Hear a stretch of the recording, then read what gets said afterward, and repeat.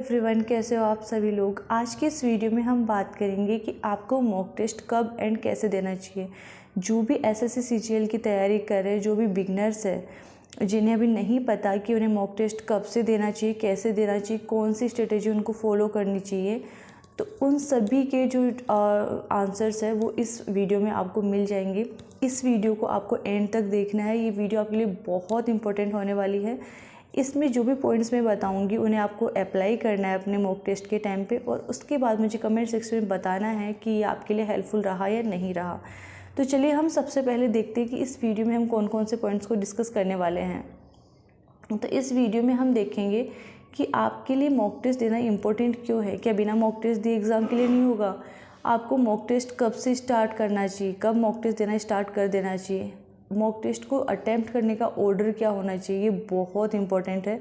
Right order आपको follow करना चाहिए। उसके अलावा मॉक टेस्ट कौन से टाइप के देने चाहिए, previous year based mock test देनी चाहिए या फिर जो सेल्फ मेड, जो अलग अलग कंपनीज के सेल्फ मेड मॉक टेस्ट है वो देनी चाहिए।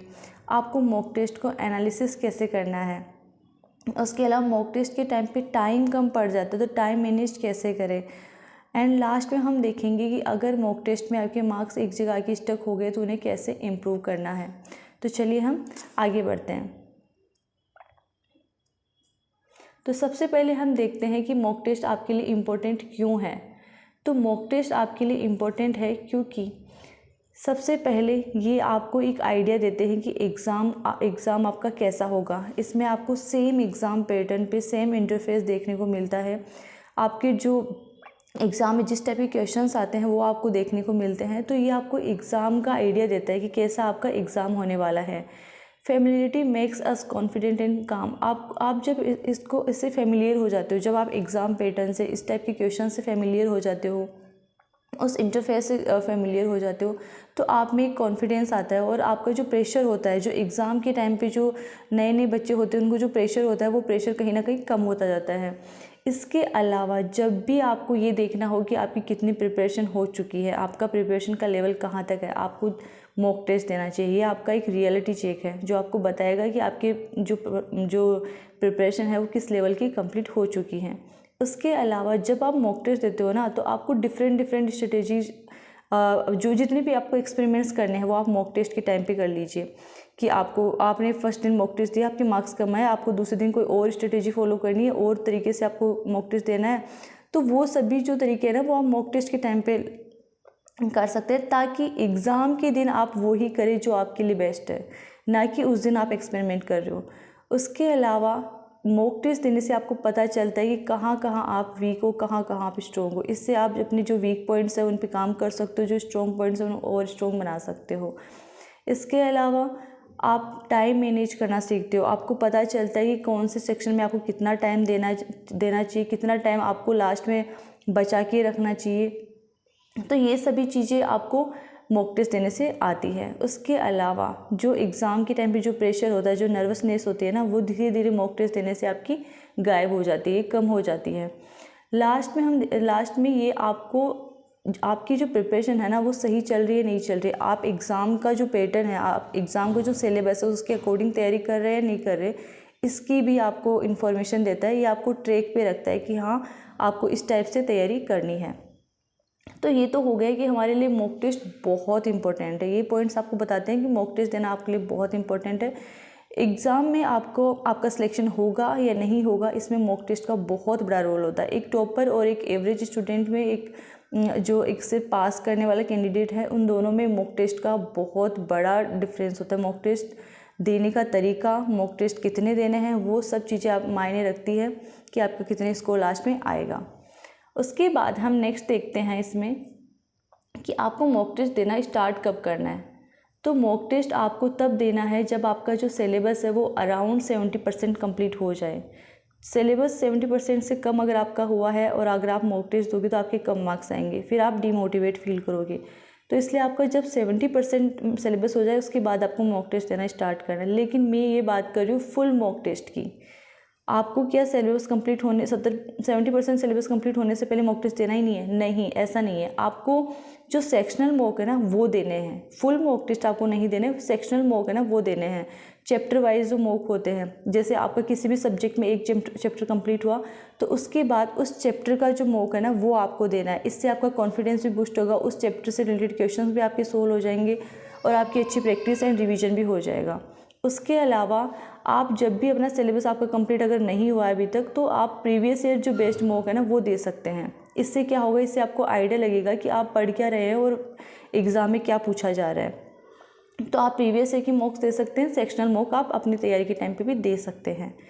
उसके बाद हम नेक्स्ट देखते हैं कि आपका जो पेपर को, जो मॉक टेस्ट को अटेम्प्ट करने का ऑर्डर क्या होना चाहिए, कैसे आपको अटेम्प्ट करना चाहिए। तो आपका जो पेपर को अटेम्प्ट करने का ऑर्डर है ना, वैसे आपका ये सभी लोगों का डिफरेंट होता है, लेकिन जो सबसे बेस्ट तरीका जो बहुत सारे लोग अपनाते भी हैं वो होता है कि आप सबसे पहले जीके एंड जीएस को अटेम्प्ट कीजिए, उसके बाद आप इंग्लिश को अटेम्प्ट कीजिए, उसके बाद आप रीजनिंग को अटेम्प्ट कीजिए और लास्ट में आप मैथ्स को अटेम्प्ट कीजिए। रीजनिंग में आप जीके एंड जीएस में आपका 5 to 7 मिनट्स लगेगा, इंग्लिश में आपका 10 to 12 मिनट्स लगेगा, उसके अलावा रीजनिंग में आपका 15 to 20 मिनट्स लगेगा और बाकी जो बचा हुआ टाइम है जो 25 to 30 का मिनट्स का टाइम है वो आपका मैथ्स में लगेगा। तो ये टाइम आपको मैथ्स में यूटिलाइज़ करना है। इससे होगा क्या, इससे ये होगा कि आपका जो शुरू का जो जीके जीएस एंड इंग्लिश का जो पोर्शन है ना, इसमें आपको कैलकुलेशंस नहीं करनी है, आप इजीली बस टिक मार्क कर सकते हो, तो आपके ऊपर प्रेशर कम रहेगा। प्लस आप जब 50% अपना जो पेपर है GK and GS and English का जो पोर्शन है, जब आप वो 15 to 20 मिनट्स में कंप्लीट कर लोगे तो आपके अंदर आपको जो प्रेशर है ना वो डिक्रीज हो जाएगा। साथ ही साथ आप एक कॉन्फिडेंस आएगा कि हाँ मैंने इतना पेपर कंप्लीट कर लिया, अब मेरा सिर्फ 50% पेपर बाकी रहा है। तो इससे आपका प्रेशर कम होगा, आप आराम से पेपर दे पाओगे, कोई ज़्यादा फोकस्ड होकर पेपर दे पाओगे। रीजनिंग एंड मैथ्स में थोड़ी कैलकुलेशन चाहिए होती है, तो आपका माइंड उस टाइम पे कैलकुलेटिव मोड में चला जाता है। तो ये आपके लिए ज़्यादा अच्छा होगा अगर आप पहले GK and GS and English को अटेम्प्ट करें, उसके बाद रीजनिंग एंड मैथ को अटेम्प्ट करें। नेक्स्ट हम देखते हैं कि क्या आपको पेपर 1 गो में करना चाहिए। इससे मेरा मतलब है कि कई लोगों का ऐसा होता है कि वो क्वेश्चन 1 से स्टार्ट करते हैं और 100 तक एक ही ऑर्डर में जाते हैं। तो आपको ऐसा नहीं करना है, आपको पेपर को कम से कम 2 से 3 गो में करना है। वो कैसे, जैसे आपने पेपर स्टार्ट किया, मॉक टेस्ट स्टार्ट किया, तो सबसे पहले आपको हर सेक्शन में वो क्वेश्चंस करने हैं जो आपको इजी लगते हैं, जो बहुत ज़्यादा लेंथी क्वेश्चंस नहीं है, आपको लगता है कि आप देखते ही उनको सॉल्व कर लेंगे, तो वो क्वेश्चंस आपको सबसे पहले अटैम्प्ट करने हैं।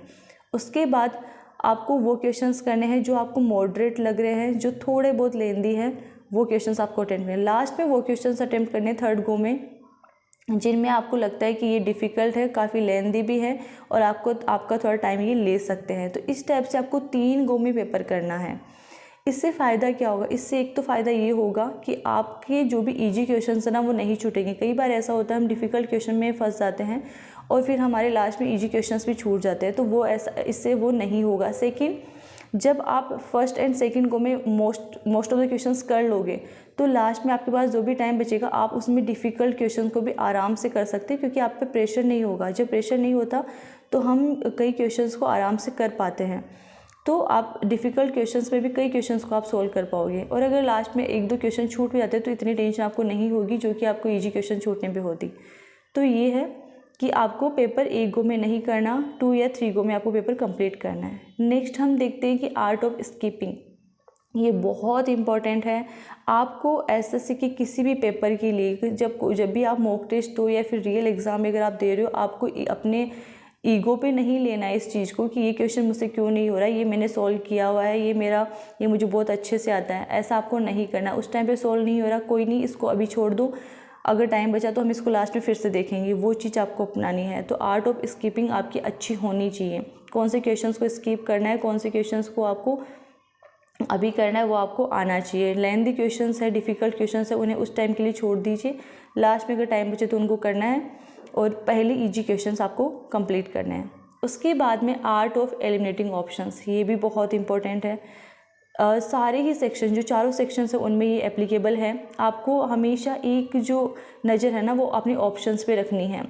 हो सकता है आपको कई बार ऐसा होता है कि आप क्वेश्चन को पूरा सोल्व नहीं करते हो, बल्कि आधा अधूरा आपने सोल्व किया, उसी से आप और ऑप्शंस अगर आप देखते हो उसके बाद, तो आपको आइडिया लग जाता है कि यही इसका आंसर होगा। तो आर्ट ऑफ एलिमिनेटिंग ऑप्शंस आपको करना है। उसके बाद हम नेक्स्ट देखते हैं कि किस टाइप की मॉक्स आपको देने चाहिए। मॉक टेस्ट में आपके प्रीवियस ईयर हो सकते हैं, वो सेल्फ मेड हो सकते हैं, जो भी कंपनीज अपने बनाती हैं अलग अलग। तो आपको दोनों ही टाइप के जो मॉक हैं वो देने हैं। क्यों? क्योंकि प्रीवियस ईयर मॉक टेस्ट है ना, वो आपको बताएंगे कि आपको कैसे तैयारी करनी है, एग्जाम में किस टाइप के क्वेश्चंस आपको पूछे जा रहे हैं। और सेल्फ मेड मॉक टेस्ट है ना, वो आपको थोड़ा उसमें क्या होता है कि डिफरेंट टाइप के क्वेश्चंस भी होते हैं। तो जब प्रीवियस ईयर मॉक टेस्ट दोगे तो आपको एक ही टाइप की जो क्वेश्चंस है ना वो मिलेंगे कि हाँ प्रीवियस ईयर में ये आ रहे थे, प्रीवियस ईयर में इस टाइप के क्वेश्चंस आ रहे थे।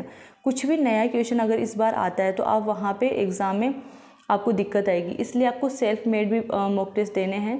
प्रीवियस ईयर मॉक टेस्ट देने से आपका जो कॉन्फिडेंस है ना वो बूस्ट होगा, क्योंकि इसमें आपने जो तैयारी की उसी के अकॉर्डिंग क्वेश्चंस आ रहे हैं। सेल्फ मेड में थोड़े अलग क्वेश्चंस पे आते हैं, कुछ इररिलेवेंट क्वेश्चंस पे आते हैं, तो यहाँ पे आपका मोरल डाउन हो सकता है। लेकिन डीमोटिवेट नहीं होना है। अपने प्रिपरेशन का लेवल अगर आपको सही से चेक करना है तो उसके लिए प्रीवियस ईयर क्वेश्चंस बेस्ट है। उसके बाद हम नेक्स्ट देखते हैं कि आपको एनालिसिस कैसे करना है, कि आपको जो अपना एग्ज़ाम का जो मॉक टेस्ट है उसका एनालिसिस कैसे करना है। तो आपकी मॉक टेस्ट में 3 टाइप के क्वेश्चंस, जब आप मॉक टेस्ट देते हो, आपने मॉक टेस्ट दिया, उसके बाद ऐसा नहीं है कि आपने मॉक टेस्ट दिया और आप बस कंप्लीट करके और आप चले गए, ऐसा नहीं करना है। उसको एनालिसिस भी करना है कि आप कहाँ गलती कर रहे हैं, क्यों आपके मार्क्स अगर कम आए तो क्यों कम आए, कहाँ आपने गलती की है। तो आपके मॉक में 3 टाइप के क्वेश्चंस होंगे जब मॉक टेस्ट अटेम्प्ट करने के बाद। करेक्ट क्वेश्चंस होंगे, इनकरेक्ट क्वेश्चंस होंगे और ऐसे क्वेश्चंस भी होंगे जो आपने स्किप कर दिए हों। तो आपको जब आपने मॉक टेस्ट दिया उसके थोड़ा आप 5-10 मिनट का ब्रेक ले लीजिए, उसके बाद फिर से आप लैपटॉप पे बैठिए और अपने मॉक टेस्ट को एनालाइज कीजिए। इसमें आपको क्या करना है, सबसे पहले आप जिन क्वेश्चंस को आपने करेक्ट किया है उनको फिर से देखना है। हाँ, उनको फिर से देखना है, क्योंकि ऐसा हो सकता है कि कोई क्वेश्चन आपका तुक्के में ठीक हुआ हो, तो उसका जो कॉन्सेप्ट है, उसका जो तरीका है करने का, वो आपको फिर से देखना है। उसके अलावा आपका एक फिर से रिवीजन भी ये हो जाएगा।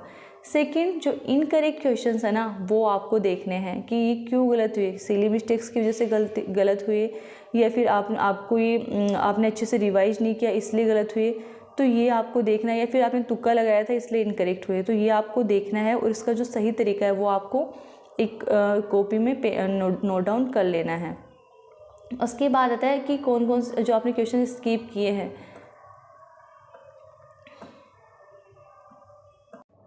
तो स्किप किए हुए क्वेश्चंस में भी आपको ये देखना है कि आपने स्किप क्यों किया, कि आपको ये नहीं आता था। तो आपको नहीं आता था मतलब कि या तो आपने रिवीजन उसका अच्छे से नहीं किया, या फिर आपने ये टॉपिक नहीं पढ़ा, या फिर ये क्वेश्चन बहुत डिफ़िकल्ट था।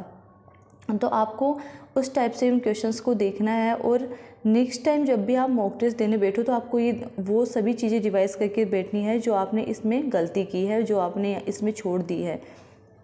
उसके अलावा इस जो आपका स्किप क्वेश्चन है ना, इसमें 2 टाइप के क्वेश्चंस हो सकते हैं, कि ऐसे क्वेश्चंस भी हो सकते हैं जो रिलेवेंट हो, कुछ ऐसे क्वेश्चंस भी हो सकते हैं जो इररिलेवेंट इसमें होते हैं। तो जो भी रिलेवेंट क्वेश्चंस हैं उनको आप कॉपी में नोट डाउन कर लीजिएगा, ताकि आपको इन फ्यूचर आप उनको एक बार फिर से देख सको, और जो इररिलेवेंट क्वेश्चंस हैं उनको आप छोड़ सकते हो। तो ये आपको करना है कि आपको अपना मॉक टेस्ट कैसे एनालाइज करना है। आपको मॉक टेस्ट एनालाइज करने के बाद इतना पता चल जाना चाहिए कि इस मॉक टेस्ट में आपने कौन कौन सी गलतियाँ की है। जब आपको ये पता चल जाएगा कि कौन कौन सी गलतियाँ की है, कितना आपको रिवीजन फिर से करना है, कौन कौन से टॉपिक्स आपको और पढ़ने हैं, तो जब नेक्स्ट टाइम मॉक टेस्ट आप दोगे ना, तो उन सभी गलतियों को आपको कवर करके फिर से मॉक टेस्ट देना है। उसके बाद हम नेक्स्ट देखते हैं कि जब आप मॉक टेस्ट देते हो ना, तो आपको टाइम मैनेज कैसे करना है। तो टाइम मैनेज करने के लिए आपको क्या करना है, सबसे पहले आपको सभी सेक्शंस के लिए अपने अकॉर्डिंग टाइम डिवाइड कर लेना है। जैसे कि जीके एंड जीएस आपका 5 to 7 मिनट्स का कंप्लीट हो जाएगा। इंग्लिश आपका 10 to 12 मिनट्स में कंप्लीट हो जाएगा। रीजनिंग आपका 15 to 20 मिनट्स लेगा, और जो बचा हुआ टाइम है मैथ्स में 25 के अराउंड, वो आपको मैथ्स में देना है। तो इस टाइप से आपको सभी सेक्शन के लिए टाइम डिवाइड करना है।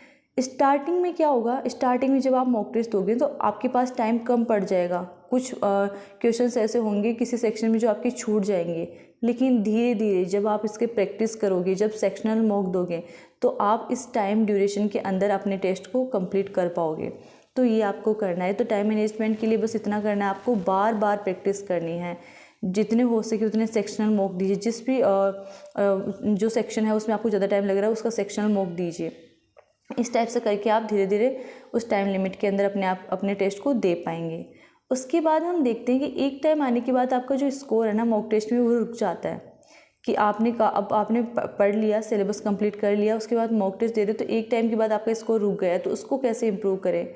तो जब आपका स्कोर रुक गया इसका मतलब आपने जो रिवाइज़ किया था, जितना आपने पढ़ा है उतना तो आपने कर दिया है, तो कमी कहाँ रह रही है? कमी रह रही है रिवीजन में।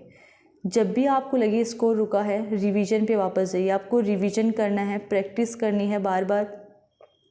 इससे आपका जितनी बार आप रिवीजन करोगे ना उतनी बार आपका जो स्कोर है ना वो इम्प्रूव होता जाएगा। उसके साथ ही साथ ऐसा भी हो सकता है कि आप कुछ क्वेश्चंस को गलत कर रहे हो, सिली मिस्टेक्स कर रहे हो, तो उसके लिए आपको अपनी एक्यूरेसी इंप्रूव करनी है, अपनी स्पीड इंप्रूव करनी है, कैलकुलेशन स्पीड आपको इंप्रूव करनी है, जिसके लिए आपको बेसिक जो चीज़ें हैं वो याद करनी है। उसके अलावा एक्यूरेसी आपको इम्प्रूव करनी है।